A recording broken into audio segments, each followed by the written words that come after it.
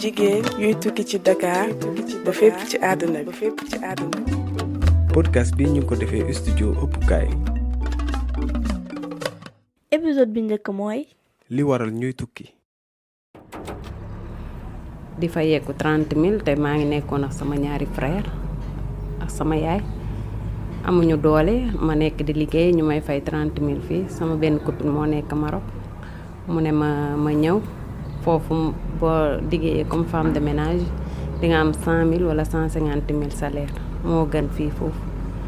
après noonu si la ma booleex borom oto bi ma jël destination Maroc oto laa jël.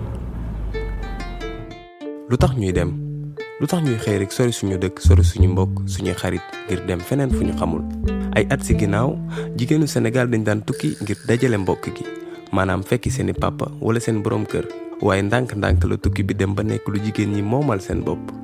tey jigéenu Sénégal yu bëree ngi tukki ñoom kenn am na ñuy jaar si ndox mi ñii si avion wala si suuf si lan moo leen yokk doole. si épisode bii dinañ déglu Rokhaya Khady ak Rama ñoom ñu jotoon jóge Sénégal ngir dem Maroc ba ñu yeggee foofu Khady ak Rama jot nañu jéem a dugg Espagne. dinañ déglu tamit syndicaliste bii di Fambaye Ndoye ak Oumoul Khayri Coulibaly socio-anthropologue.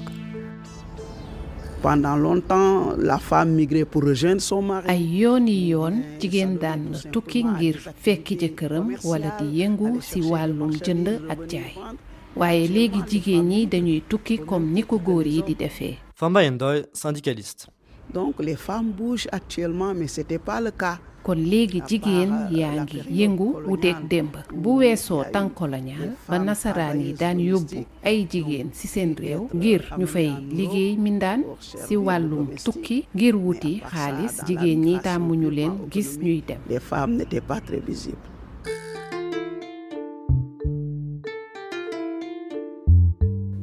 Après les études, j'ai fait la formation en bureautique. bi ma paree sama jàng dama def formation ci wàllum bureautique bi ma amee diplôme bi ci laa def stage waaye amul woon jël formation rek la woon te man dama foogoon ni su ma paree stage formation bi dinañ ma jël liggéey waaye comme te amul woon jële ci la ma sama benn xarit bu nekk Maroc wax ni salaire bi ngay am foofu Sénégal di nga am double bi soo ñëwee Maroc ndax fii am na liggéey te dañuy fay bu baax. te boobu samay rakk yu góor ñu ngi soxla ku leen jàppale sama yaay gaañu na te mën naa ni may taaw te salaire bi ma doon am mënul woon faj seen soxla waxuma la ak sama bos loolu moo ma tax a tukki dem Maroc. Donc c'est ça qui m'a motivée à partir à migrer au Maroc.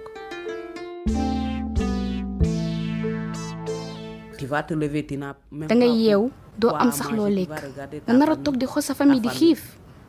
déedéet doo ko def da ngay obligé dem seeti dund bu gën.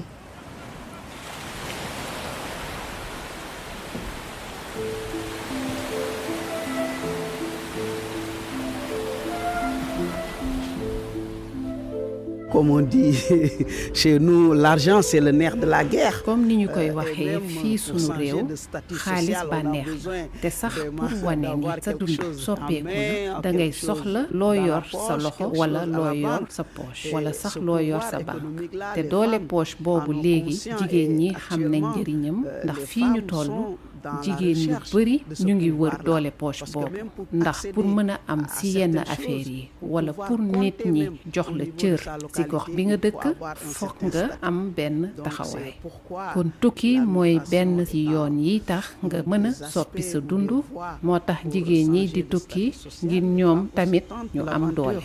Voilà, tout simplement pour pouvoir elles aussi avoir le pouvoir.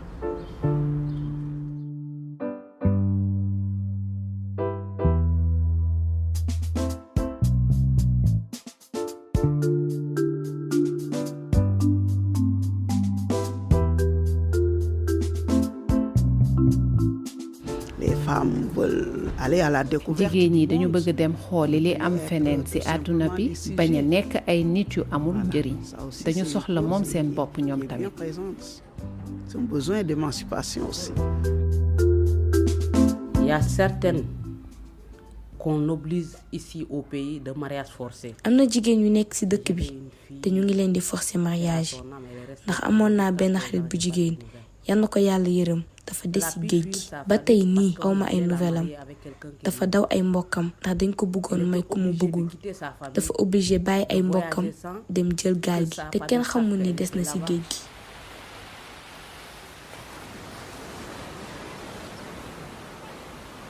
On ne peut pas résumer les raisons migratoires à l'économie. mënuñu tënk ne lii tax nit di tukki wuti xaalis kese la. Oumoul Khayri Koulibaly, socio-anthropologue. Pour moi, dire cela, c'est passer à côté. ci sama gis-gis wax loolu mooy doyadal yaakaar ak gis-gisu askan wi ci wàllum tukki nit yi tukki am na ci ñu bari ñoo xam ne du xaalis rekk moo leen tax a jóg occasion la kese am na leneen lu leen sawarloo.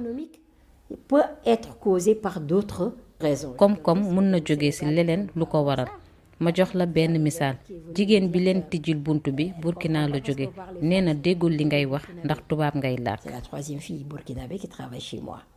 Il y a le boy, je sais pas s'il est parti, était là. boy bi liggéey fii tamit malien la bu ñu waxee ñoom wut xaalis rekk moo leen fi indi waaw dëgg la waaye wutum koom-koom bi am na leneen lu ko waral am na ñàkkum kaaraange ci seen dëkk terrorisme pour ñenn ñi wàllum environnement bi ak réchauffement climatique bi moo leen tax a jóge seen dëkk wàllum koom-koom ak uti xaalis mooy liy feeñ waaye du loolu kese.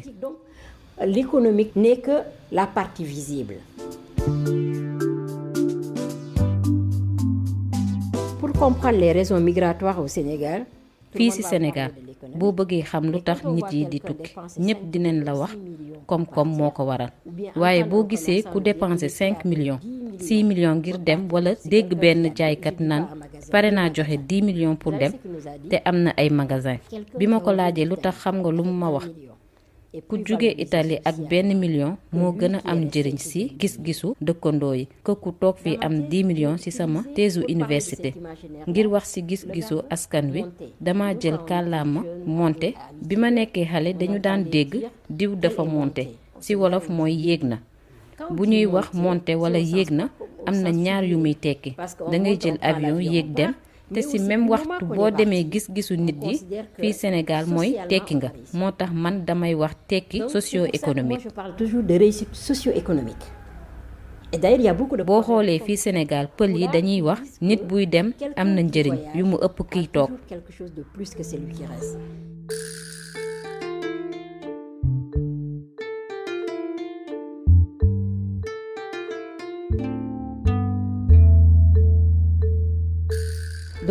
lu ñu war a xam mooy nit day tukki ndax xaalis ak koom-koom wala seeti sa mbokk wala jàng base sociale te dañu war a xam ni raison sociale moo ngi fépp ci raison wu tukki frontière u raison yi dëgëruñu raison yi ñu ngi daje. Raison familiale, raison économique, raison sociale s'imbriquent.